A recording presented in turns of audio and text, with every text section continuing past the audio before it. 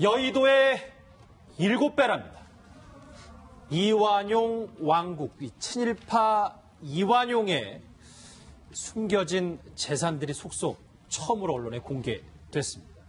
자, 이 얘기에 앞서서요. 오늘이 바로 72주년 광복절입니다. 문재인 대통령이 보시는 것처럼 백범 김구 선생의 묘역을 참배를 시작으로 보훈 행보를 이어갔습니다. 화면을 보시면 오늘 비가 내리는 와중에서도 문 대통령 피우진 보훈처장과 함께 이제 우산 없이 저렇게 휴창동에 있는 백범 김구 묘역을 참배했습니다.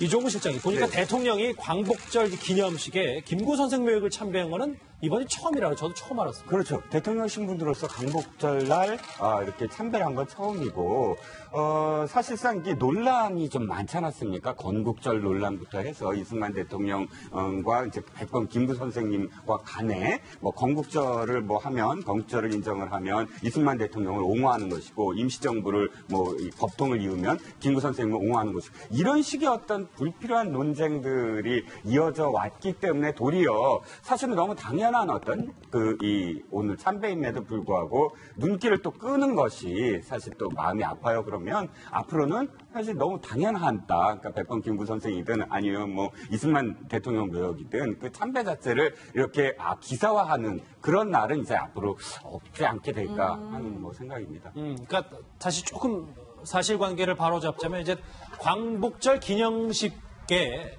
대통령 참배는 처음이고 기념 전에 그리고 김대중 전 대통령이 이제 백범 김구 선생 묘역을 광복절 기념식 전에 참배는 아니고 그 후에 참배한 적은 분명히 있었습니다. 알겠습니다.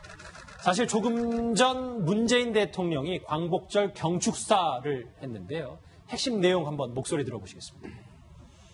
촛불혁명으로 국민 주권의 시대가 열리고 첫 번째 맞는 광복절입니다. 한반도 평화정착을 통한 분단 극복이야말로 광복을 진정으로 완성하는 길입니다.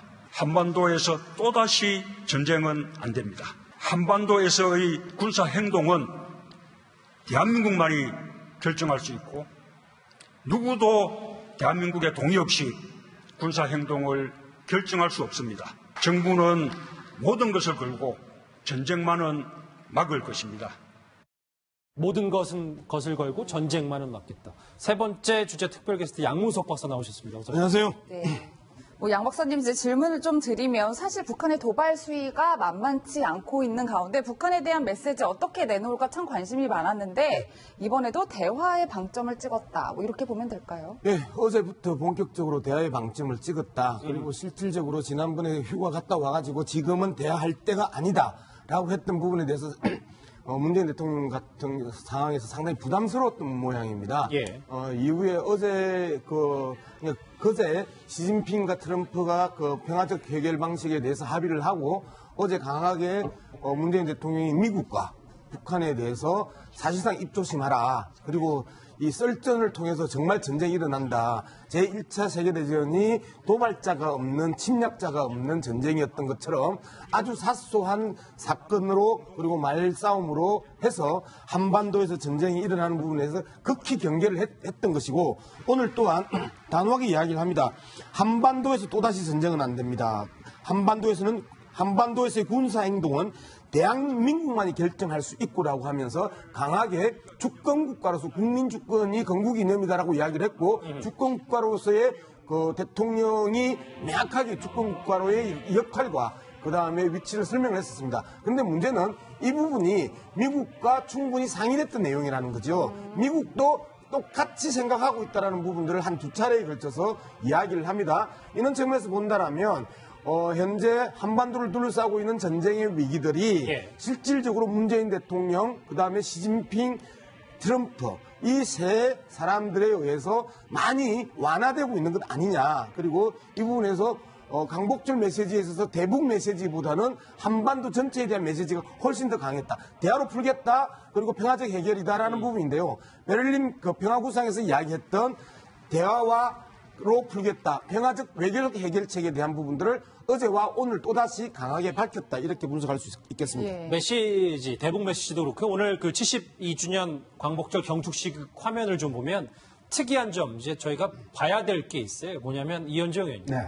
그 과거 같은 경우는 박근혜 전 대통령 같은 경우는 이제 대법원장, 헌법재판소장 3부 요인들이 주변에 있었는데 오늘은 약간 유공제 방점을 찍어서 저렇게 보시는 것처럼 뭐 군함도 피해자 할아버지, 위안부 피해자 김복동 할머니 저렇게 대통령 옆에 이렇게 쭉 앉았어요. 일단 기존에 우리의 정부 주도 행사를 보면 뭐 의전서열이라는 게 있지 않습니까? 모든 행사에 이제 그 의전서열 순서대로 여기서 3부 요인, 뭐 5부 요인들 앉고 대통령 앉고 뭐 그런 이제 형식적인 행사로 치러졌었죠. 예. 근데 이제 문재인 대통령이 취임한 이후에 모든 정부 주도 행사는 이런 5부 요인의 의전서열을 다 깨고 그 행사의 중심적인 인물이 누구냐. 예. 바로 그런 분들이 가장 먼저 우선적으로 제일 앞에 앉고 조명을 받는 이런 어떤 행사의 관점은 다 바뀌었습니다. 그렇다 보니까 지난 5.18 행사도 마찬가지고 모든 행사들이 정말 그 행사의 주인공들, 정말 그 행사를 통해서 어떤 면에서 위로받고 칭찬받아야 될 분들, 그런 분들이 이제 가장 우선적으로 나와 있는 것이죠. 저는 이거는 정상을 찾아가는 거라고 봅니다. 국가 행사라는 게 우리가 뭐 그냥 매년 똑같은 행사 이런 패턴이 아니라 정말 그날의 의미를 어떻게 우리가 되새길 것이고 예. 또 그분들이 어떻게 살아가는지를 다시 한번 바라볼 수 있는 계기가 되기 위해서 하는 행사 아니겠습니까? 그런 의미에서 본다라면 이 행사 하나하나의 의미가 바로 이제 그런 이분들에 대해서 우리가 다시 한번 생각해보는 그런 날로서 오늘 아마 피해자분들, 군함도 피해자분들이 앞에 앉은 것은 저는 상당히 의미 있는 행사다 이렇게 보여집니다. 예, 오늘 이 행사가 끝나니까 누리꾼들 사이에서 안동 임청각이 어디냐 뭐 이런 질문들이 쏟아지고 있어요. 문재인 대통령이 임청각 같은 독립운동 유적지 모두 찾아내겠다라고 하고 나서 임청각 홈페이지가 다운될 정도로 굉장히 많은 관심을 받고 있는데요. 경상북도 안동시 법흥동에 위치하고 있는 고성 이씨 종택입니다. 그러니까 현존하는 가장 큰 살림집이라고 보면 되는데 여기서 이제 애국지사가 8명 정도 배출이 됐거든요. 그래서 일본이 이제 그 당시에 일제시대 때 이 씨의 명맥을 끊어야 된다. 그래가지고 이 집을 사이로 놓고 철도를 뚫었어요. 그래서 그 99칸 중에 절반을 이제 사라지는 걸 수모까지 겪었는데 나중에 또 지금 석주 이상영 선생님이 나중에 이 집을 팔아서 이제 독립운동 자금으로 사용해야 돼서 집을 팔고 이제 만주로 갔었는데 나중에 이제 이 고성희 씨 이제 일가에서 이걸 문재인 대통령이 하나하나 찾겠다라고 하면서 그걸 대표적으로 언급했기 때문에 많이 지금 화제가 된 상황입니다. 예. 안동 임청각까지 문 대통령이 언급한 거 보면 이번 광복절 경축사에는 확실히 이 독립유공자, 독립운동가에 대한 방점이 찍혀 있는 것 같습니다. 어제도 이런 비슷한 말을 한 적이 있습니다. 문 대통령이요. 같이 들어보시죠. 독립운동하면 3대가 망하고 친일하면 3대가 흥한다는 말이 사라지게 하겠습니다. 독립유공자 3대까지 합당한 예우를 받도록 하겠습니다. 생활이 어려운 모든 자녀, 손자녀를 위해 생활지원금 사업을 새로 시작하고 500여 원을 투입하겠습니다.